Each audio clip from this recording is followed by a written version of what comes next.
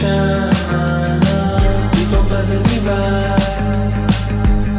Doesn't feel like I belong.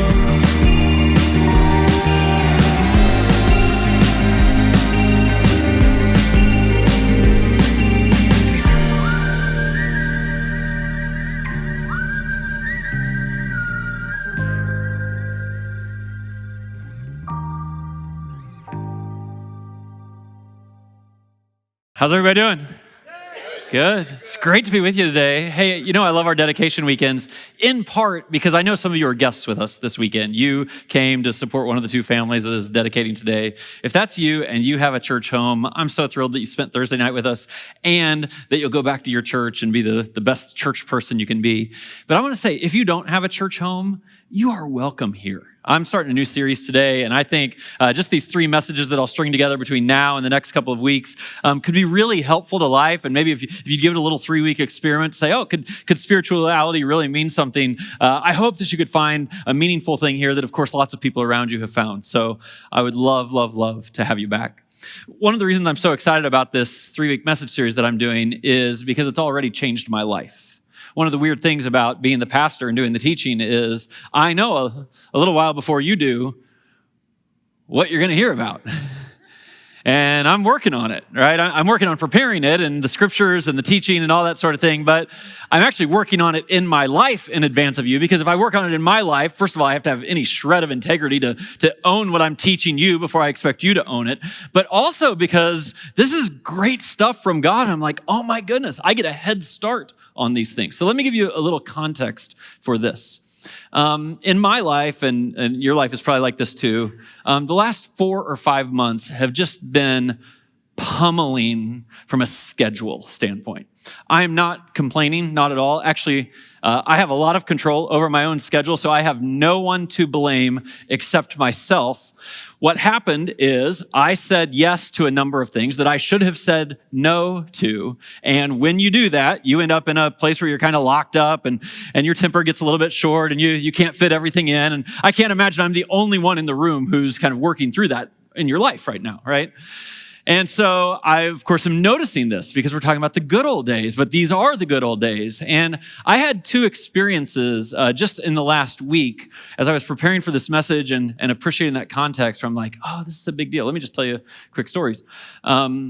Last Sunday, I taught our 3 services here, get out of here about 1 o'clock. And last Sunday, my daughter, who finished her junior year at Butler University in Indianapolis, was moving into kind of her first house/apartment in Indianapolis with 3 other girls for their senior year.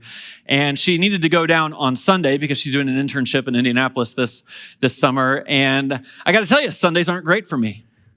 Like, do you think the thing I wanted to do on Sunday afternoon after teaching 3 services was to throw my 7-year-old in the car and drive 2 hours and then, unload boxes and go to the storage facility and do it? And honestly, I didn't have a very good attitude about it. I'm like, I don't really want to do this. Hey, honey, can you just do it? All those things.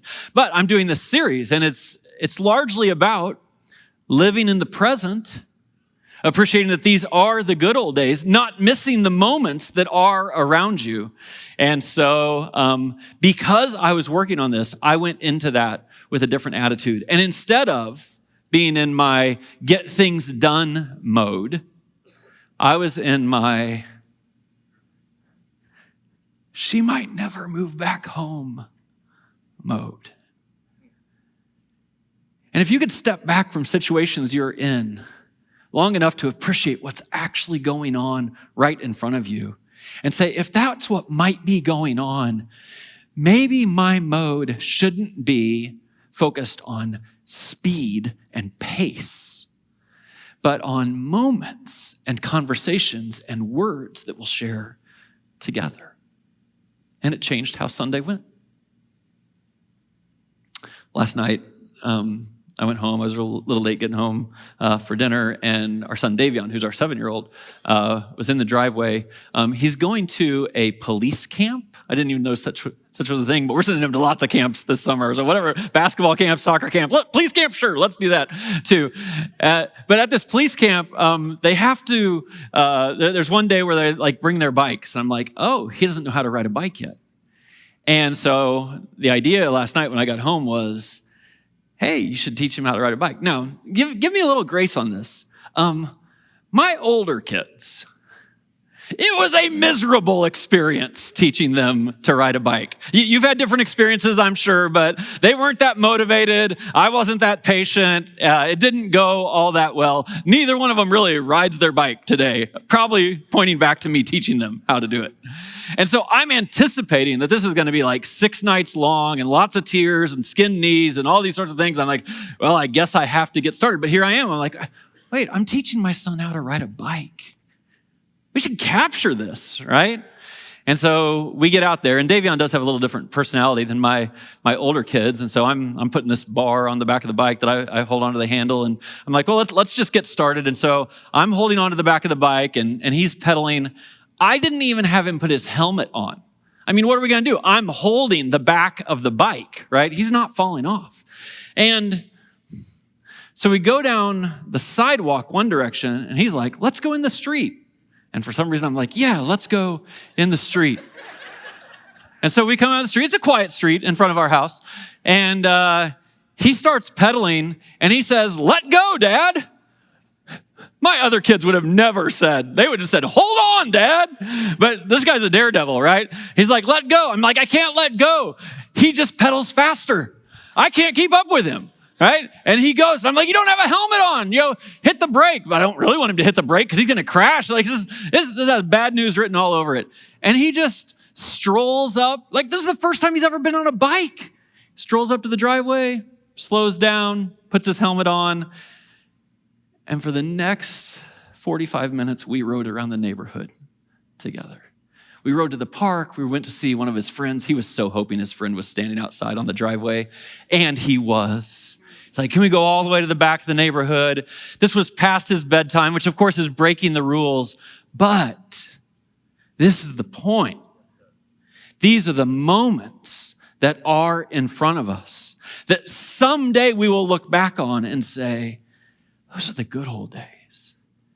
And it can be so easy to say those are the good old days and look to our past and forget that what we're doing right now is building this out. I have a hero, and some of you will judge me for having this hero.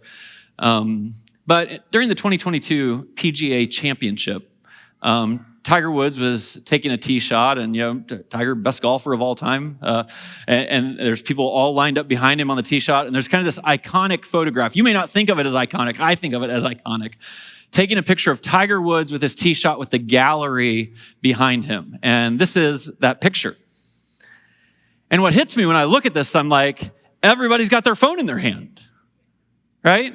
We want to live in the moment, but in today's world, we're so easily distracted by our devices and other things that this guy's not looking at him. This guy's not looking at him. This guy, everyone's, get this. Everyone's trying to capture a moment for the future with their phone so they can post it or show it or whatever. And they're missing the moment right in front of them, except for this guy. Oh, we call him Michelob Ultra guy. And I'm like, this guy's my hero, right? I'm like, why wouldn't you be the person when Tiger Woods is standing 10 feet away from you, not just to soak it in, right?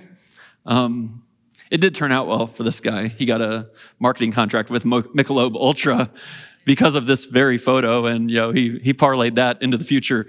But I just want us to appreciate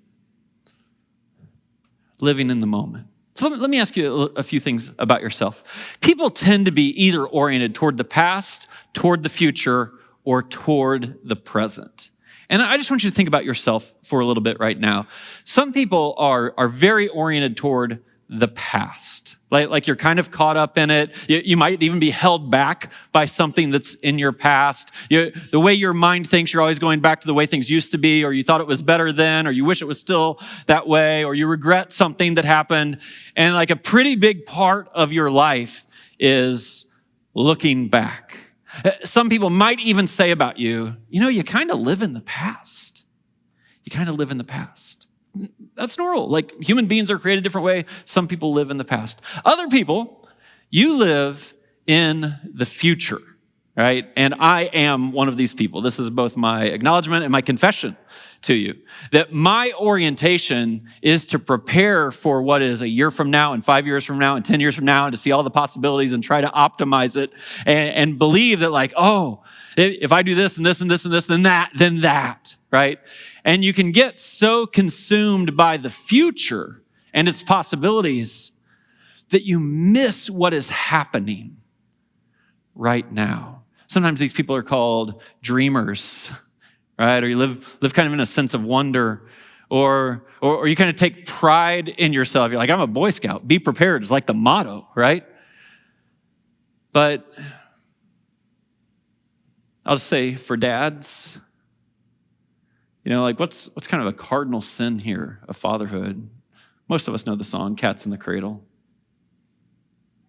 It's that we're out there doing things, thinking we're providing for our kids, thinking that the things we're giving our attention and activity and time to are building some better future, while we're potentially missing what's right in front of us. And then there are people who live in the present. And if that's you, you're going to love this series. You're like, this is a good one for me. I guess I'm doing what Jesus taught me to do. Let me put a few other words to this so that you might kind of see where you are. Like some of you are like a pastor, not pastor, like pastor. You're like I live handcuffed by my regret. I live thinking about the good old days and wishing things were like that again. I'm prone to say, remember when, or wasn't it better when, or shouldn't we go back to? You're a pastor, and it could be stealing from you, and it could especially be stealing from the people around you. And then there's people who are preppers, right? Which some of you know, it's like a TV show, right? Like people who are real serious survivalists and think the world's going to end. Like, let's be preppers, right? Let's get everything together. But our orientation toward prepping for the future can steal from us the very moments and relationships, the richness of life as it's going. We're instead stuck as we want it to be. And I want to introduce to you a concept of being a prompter. And one of the things that we're going to do during this series is to appreciate that we need to be prompted, nudged from time to time. And it will be best if you can nudge yourself back into the present. But sometimes we need people around us who love us in a non-judgmental way. I mean, some of you are sitting there right now like, I get to elbow him to tell him to live in the moment. Like we're not doing this aggressively or harshly. But wouldn't it be a gift to us if we're stuck a little bit in the past or too far in the present, for someone to prompt us, or for us just to be prompted, maybe even by God himself, to say, don't miss what's in front of you. So here's kind of the idea of this series. The past and the future, they only matter in how they impact the present. Now, I kind of want somebody to argue with this, just in your mind, not out loud right now. But I want someone to think, no, Greg, the past matters, whether it's in the present, or the future really matters, no matter what's going on today. And I'm telling you, the past and the future are imaginations. And their only value in thinking about them is what you might do with it right now. And I don't say this as a platitude. I know there's a lot of platitude. You can go to Pinterest and get some sign for your house that says, live in the moment, right? So some of you have heard this phrase, and some of you think this is awesome, and some of you think it's sick. I'm just going to kind of say it out loud here. It says, the past is history. The future's a mystery. Today is a gift. That's why they call it the present. Some of you are like, ah. And I just want to go so far beyond platitudes to jostle us all enough to say there is something spiritual, there is something Jesus-centered about not living in the past and not living in the future. See, this is so significant because some of the most impactful teaching series that we've done over the years, they are oriented around the past and oriented around the future, but the only part of the orientation that matters is what you do with it today. I've done the series Getting Past Your Past 3 times because people really struggle with unforgiveness and things in their past holding them up and handcuffing them. And I want you in the present to release the past, to work through the process you have to work through, to think through it, to pray through it, to release things to it today so that the past, especially the negatives and regrets of the past, do not inhibit your today. A few years ago, we did a series called Taking the L, meaning taking the loss. And it's about grieving losses in our life, which are sometimes people, but sometimes they're opportunities, sometimes they're relationships that aren't there anymore. And so many people try to live in today, but they're stuck because they're stuck in the loss. And the only thing that matters with that is if you grieve it in a healthy way and reset and say, but God has something new for me today. I did a series once called You in 5 Years. You in 5 years. And the whole idea was, hey, look at your life 5 years from now and kind of decide, am I on the trajectory? How do I want life to be 5 years from now? Am I on the trajectory to go there? And after I did that series, I swore I'm never going to do that series again because we had one of my favorite staff members resign because God had in mind for her and her family something 5 years from now that didn't coincide with staying on our staff team. They're still a great part of our church, still great friends, but I'm like, I'm never doing a series like that again. But you get the idea. Like if you look into the future, you can dream, you can hope, you can write things down. But the only thing that matters for whether you'll get there or not is actually what you're going to do today with that. And so the present is so sacred. So I'm going to ask you over the course of this series to do the most important things today. Some of you will be familiar with Stephen Covey and the 7 Habits of Highly Effective People, and he puts this beautiful quadrant together where he's like, well, there are some things that are not urgent. There are some things that are not important. Nobody cares about those. The competing thing for your time today and tomorrow are the things that are urgent and the things that are important. And if you only choose to do the things that are urgent and you miss the things that are important, it's so easy to get caught in that cycle.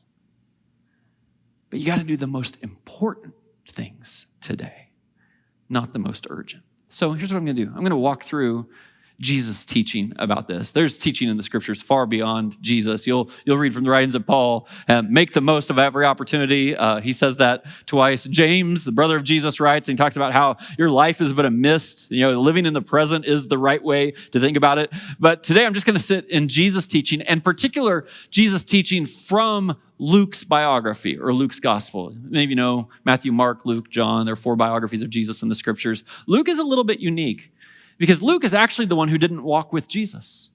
Luke came to his account not as a friend of Jesus, but as a historian, as a scientist. He was a physician. And he says in the opening verses of his biography, he says, I researched this. I talked to the eyewitnesses. I wanted to capture this. Luke is the only Gentile, the only person who isn't Jewish, who didn't have, if you could think of it this way, like skin in the game from his past, from his ethnic heritage. Oh, He wants to tell us, who are mostly also not Jewish, about this Jesus. And I'll fast forward, although the birth narrative gets at the present idea, the birth narrative of Jesus. I'm going to go all the way to Luke chapter 10, spend a little time in 10, 11, and 12, and then fast forward to 19. But it's interesting. Before I read you the passage I'm going to from Luke 10, I want you to hear what happened right before it. Jesus got asked a question about loving your neighbor, who's your neighbor, and he tells the story of a good Samaritan. A lot of you know this story. There's a man who's coming down on the road from Jericho. It's a dangerous road. Everyone who is listening to Jesus knew that. He was beaten and robbed and left for dead on the side of the road. And then 3 people come past this guy. The first 2 are religious people. One is actually a priest. The second one is a Levite in the way that Jesus tells the story. The Levite is the tribe, the priestly tribe that comes from the Jewish people. And both of the first 2 religious people walk past the guy. Why? Why? Is it because they're jerks? Probably not. It's because they had other things to do. And to them, the things they had to do in the future, the place they were going, the person they were going to meet with, the service they were going to conduct, was more important than what was right in front of them. A need that was right there. And then the third guy comes by. He's a Samaritan. Not only is he not a religious leader, he's not even Jewish. He's hated by the Jewish people, but he's the one who comes and lives in the moment. And Jesus is teaching us that this is what love looks like. And love is everything. It's what's in front of you at the time.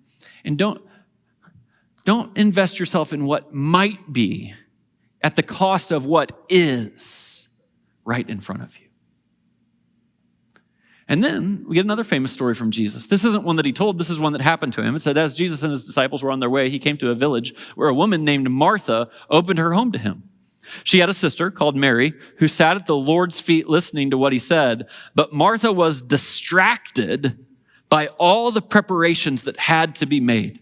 Now, this is kind of a famous story in the scriptures. You may not have heard it before, but some of you have for sure. And the whole tension here is that Martha is doing all the preparations. She's cooking the food, she's cleaning, she's making sure the table is set, and her sister Mary, who she judges as lazy, is just spending time with Jesus. And she is so confident of her self-righteousness that she goes to Jesus and be like, could you get her to get some work done around here? And what does Jesus say? He says, Mary is actually doing what's right. Now, I think the key word here is distracted. Because most of us aren't out there making evil plans. We're not trying to do the wrong thing. We just make certain assumptions about life. A lot of them are driven by cultural narratives and assumptions. And so we chase that and we miss what's most important that's right in front of us. And Mary didn't miss it. Now let me lean in just to this particular example for a little bit, because one of the things I notice about hospitality among people is, I'll just give you a little test for yourself. Have you ever wanted to have people over to your house? You wanted to hang out with people, but then you thought, but the house isn't clean. Or it would take a lot of work to get this house into order to have people over. And because your house isn't clean or it wasn't in order, you all have different standards of that, I understand. You didn't invite them over. And this is why I'm the biggest fan of saying, hey, you should just invite people over to your dirty house. Now, some of you are like, oh, that is offensive, Greg. And I'm giving you Exhibit A right here. And I mean it. I mean it. Is it possible that you and I are missing out on what life's really about? Really about relationships, really about interacting with people, really about having conversations and support and love and all those things. And we're saying no to it because of a cultural push, a pride push that's inside of us that says, I couldn't let someone come unless I get this place perfect. Oh, we should all just own that a little bit. Guys, I know you thought your wife was going to elbow you tonight. This is your opportunity right now, if you'd like to elbow her. Go on to Luke chapter 11. Jesus is teaching the Sermon on the Mount. And within the Sermon on the Mount is what we call the Lord's Prayer. And within the Lord's Prayer is this very powerful line that is too easy to slip by. And I think by Jesus putting it in the Lord's Prayer, he's reminding us, oh, we have to. We have to be aware of this. We'll have to ask for God's help with this. Give us each day our daily bread. This makes no sense to those of us who have refrigerators and pantries. You don't have to go get your new bread every day. But they knew what it meant. And actually, we could know what it means. Because one of the references Jesus is reaching for here is back in the Old Testament, when his people were trusting him and wandering through the desert, and he provided manna each day.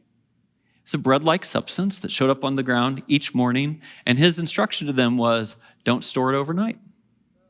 You just trust God to provide it again tomorrow. And don't store that overnight. You trust God to provide it again the next day. This is an orientation to life that says, hey, whatever today is, that has my focus. And I'm asking for God's interaction and his provision for today. He goes on in this teaching in Luke chapter 12. He says, therefore, I tell you, do not worry. Who of you by worrying can add a single hour to your life? And worry, of course, is consuming for us. You could maybe insert the word anxiety here. And if you think about what you're anxious about or what you might worry about, the answer is the future, the possible future. Actually, look where this passage goes. It says, and do not set your heart on what you will. This is a future word. Don't set your heart on what you'll eat or what you'll drink. Do not worry about it. For the pagan, now, we don't use the word pagan too much today. You might perceive this as an offensive word. If I was in the comments area, I called you a pagan, you'd be like, what? But Jesus is calling some people pagans. He's just using the literal definition. The literal definition is don't believe in God. You're the kind of person who doesn't believe in God, who doesn't trust in God, who doesn't trust that God will take care of you today. And he's putting some things in the same category here, and not in a way that's judgmental, but in a way that's hopefully an epiphany for you to see.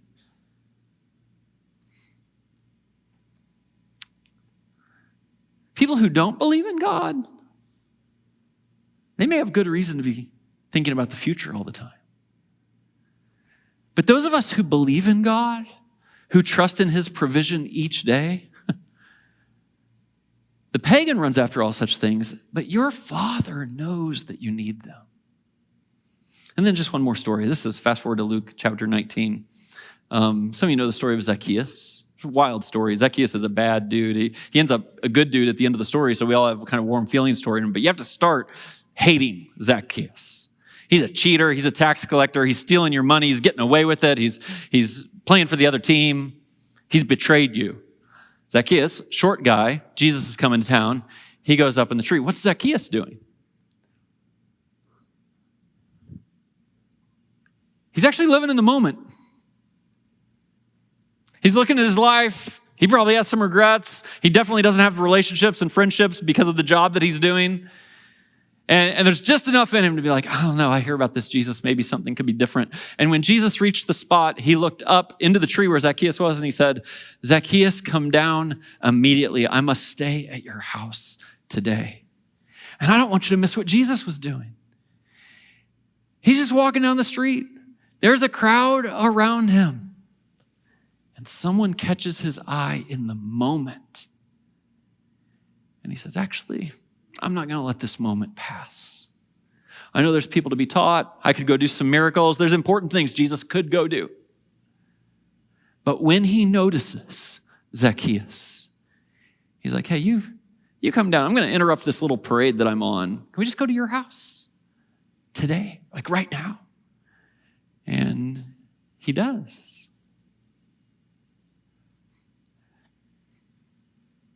Maybe the most important job I have as a pastor in your lives, from this platform or in conversations, is to help people notice.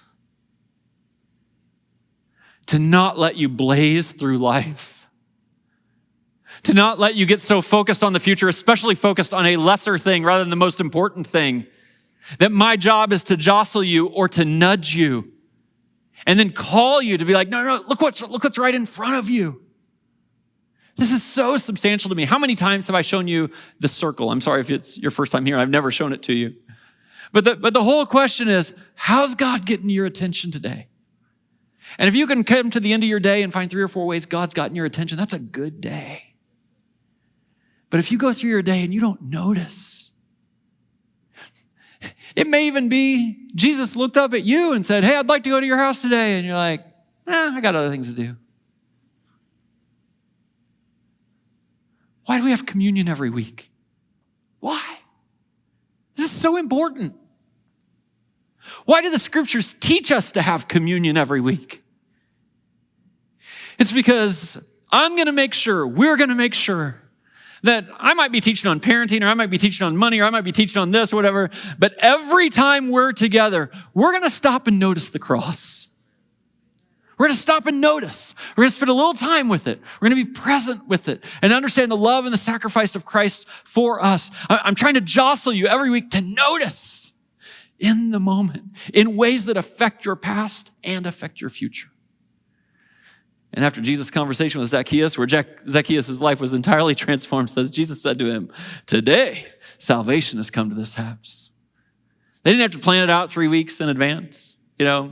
I love every story of baptism at Suncrest, and my goodness, we've had some amazing stories, even just last weekend and the weeks before. But it is fascinating to me that, once every 2 years or so, I'll be like, hey, how about I teach on baptism, and then on the spot, I ask you to respond.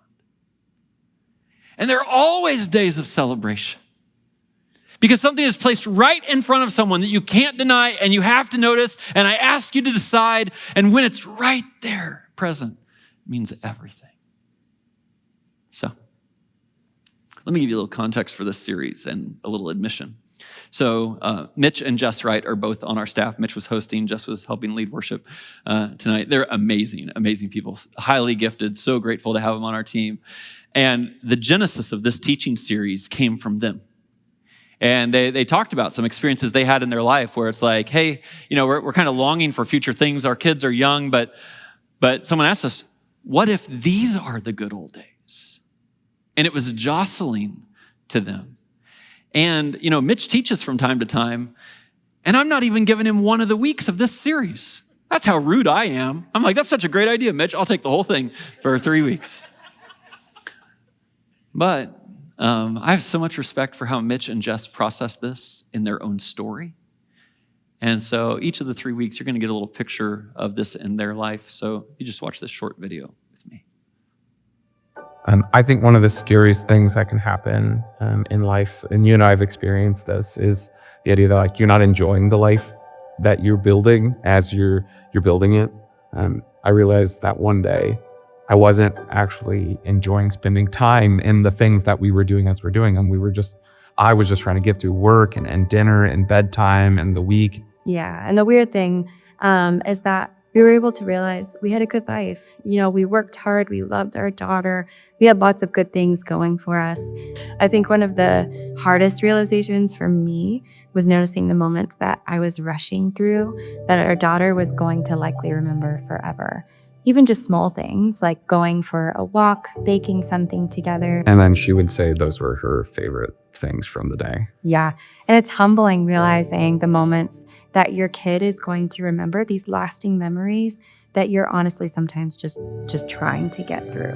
And I think that deep down, we both knew we needed to do something different.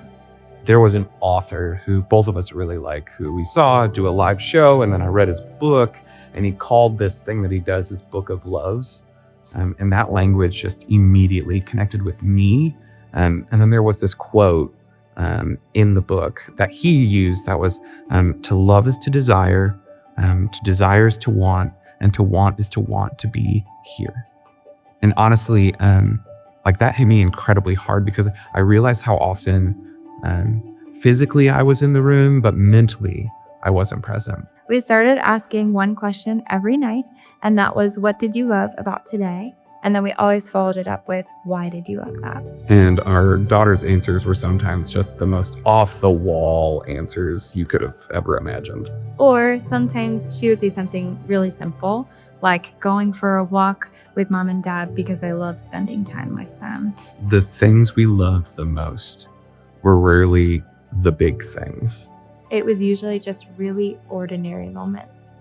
It started changing our life. It helped us to pay attention again. Yeah. Now all the moments are happening, I start to notice them. Not because they're huge, but just because these ordinary moments are what make up our life. I think that's what the good old days actually are. Not the perfect ones. Our life certainly isn't perfect, but it's the days that you just decide to be present and notice like what's going on. We want to keep building the habit of actually noticing what is good about our day. Yeah. And maybe for somebody watching this, you watching this, maybe you need to start your own book of loves. Because here's the deal, for most of us, like our lives aren't perfect, but there's going to be things that are happening right now that one day you're going to miss, that you didn't remember it. Because to love is to desire. And to desire is to want. And to want is to want to be here Exactly where you are. in the life that you already have. This is an example for all of us. I'm going to ask you to grab that sheet of paper that was on your seat real quick. We were brainstorming like, okay, what's the right next step? How do we really help people? That's what we want to do. How do we really help people not miss what's right in front of us right now? There's kind of a little idea like, hey, maybe we should give everyone a book of love. You can have your own catalog of love. And then I thought, well, first of all, that'd be really expensive. We can't afford that. And then I thought, give you some generic notebooks. And then I know everyone's like, well, I'm not using a generic one. I'm going to go on Pinterest and I'm going to spend hours designing it perfectly while you're not spending time with your kids. That's just my opinion. So here's what we're going to do. We're going to give you a starter kit. And actually, this coming week in my weekly email, the note from Greg, I'll give you a link to a PDF. So if you want more of these, you can print them out yourself. You might end up with a 3-ring binder that has these in them. But we want to give you the opportunity to capture what's in front of you today. And maybe you have little kids like Mitch and Jess, and you're going to do this at the dinner table every night. Maybe you have big kids, and you're going to do this at the dinner table or at bedtime. Maybe you don't have little kids. That's okay. The practice is the same. To not just notice, but to appreciate. Look what God's doing today. And if you catalog these, this becomes a gift to the people who come after you. And probably a gift to you when you're in a low moment later on to say, oh, I remember those things. And I really want to encourage you to do this. We almost made this a 7-day thing, day 1, day 2, day 3. I don't want to put so much pressure on you that you have to do it every day, although I'd encourage you to. I'm actually just curious how long it might take you to fill up the front and the back of this, that you would notice what's in front of you. Where does this intersect with real life? I don't have time to walk through everything, but it intersects our money and our time. Like to orient the resources God has given us, our money and our time, to meeting needs in the moment, to being present in the moment, to having experiences in the moment, to appreciate the moment. It certainly intersects in our life with God. To live in today actually takes bravery. It's easy to worry about the future and let your orientation be worry. But to be brave to say, I'm going to pause the future to focus on today. It takes humility to say, actually, I'll lay down my pride about all the other distractions, the clean house, or anything else that keeps me from the main things. This is our life with God. And of course, it impacts our relationships. Too many of us spend time thinking about relationships in terms of comparison with others. And we're just chasing something that's out there that doesn't really matter, rather than investing what we have right now. And so this is simply the commission for week 1. Appreciate it. Appreciate it. To notice what's going on today, to capture it in writing or the pause in your mind, and to appreciate it. what God has placed in your life. And don't move on to tomorrow without appreciating today. Would you stand with me? Well, I really hope that was helpful for integrating faith with life. Listen, if you're in Northwest Indiana, I'd love to have you join us in person. Head over to suncrest.org and plan your visit.